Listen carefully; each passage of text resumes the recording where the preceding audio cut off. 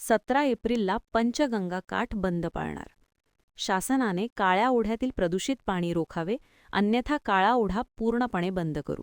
धनाजी चुडमुंगे. पंचगंगा नदी प्रदूषणास सर्वाधिक जबाबदार असलेले इचलकरंजी येथील प्रोसेस कारखाने आणि महापालिकेचे महिला मिश्रित पाणी काळ्या ओढ्यातून नदीत सोडले जाते. त्या ओढ्यातून नदीत येणारे पाणी 4 दिवसात बंद होईल, असे प्रांताधिकारी यांनी काल दिनांक 6 एप्रिलच्या बैठकीत दिलेला शब्द पाळावा, अन्यथा पंचगंगा काठ 17 एप्रिलला बंद पाळणार असल्याचे धनाजी चुडमुंगे यांनी माध्यमांना सांगितले. पंचगंगा प्रदूषणमुक्त झाली पाहिजे म्हणून गेल्या 22 वर्षात अनेकदा आंदोलने झाली आहेत. आजही आंदोलन सुरू आहे. नदी प्रदूषित करणाऱ्या घटकांना वाचवण्याचे काम प्रदूषण विभाग आणि प्रशासन यांनी आजपर्यंत केलं आहे. त्यामुळेच प्रदूषणाची तीव्रता वाढली असून पंचगंगा काठावरील नागरिकांचे आरोग्य नष्ट होण्याच्या मार्गांवर असल्याने आता आम्ही निकराचा संघर्ष करून पंचगंगेला प्रदूषणमुक्त केल्याशिवाय थांबायचं नाही, असे ठरवले आहे. प्रांताधिकारी यांनी 4 दिवस मागितले होते. आम्ही 8 दिवस देतो, पण काळ्या ओढ्यातून येणारे प्रदूषित पाणी बंद झाले पाहिजे, असा इशारा त्यांना दिला आहे.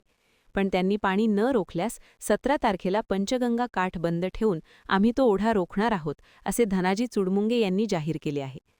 यावेळी हेरवाडचे अर्जुन जाधव, तेरवाडचे संजय आणुसे, शिरढोणचे विश्वास बालीघाटे, टाकवडेचे नागेश काळे, अब्दुल्लाडचे अंकुश पाटील यांच्यासह ग्रामपंचायतचे सरपंच, सदस्य व आंदोलन अंकुशचे पदाधिकारी व नागरिक उपस्थित होते.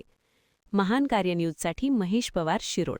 पंचगंगा काठावरच्या सर्व लोकप्रतिनिधी, सदस्य, सरपंच, सभापती या सगळ्यांच्या वतीनं आज आम्ही आमच्या पंचगंगा नदीमध्ये जो काळा ओढा जे प्रदूषित पाणी घेऊन आमच्या पंचगंगा नदीमध्ये मिसळतोय तो बंद करण्याच्या उद्देशानं आज आम्ही आंदोलनाच्या पवित्र्यात तिथं आलेलो असताना शिरोळ तालुक्याचे तहसीलदारांनी आम्हाला प्रांतांनी मिटिंगसाठी बोलवलं म्हणून आता इथं आणलेलं होतं. आता मिटिंगमध्ये सगळी चर्चा झाली आणि अजून 4 दिवस आमच्या प्रांतसाहेबांनी हे सगळं पाणी प्रदूषित पाणी नदीत येणार नाही अशा पद्धतीचं नियोजन करतो म्हणून 4 दिवसाची मुदत मागितलेली, पण आम्ही त्यांना 8 दिवसाची मुदत दिलेली आहे.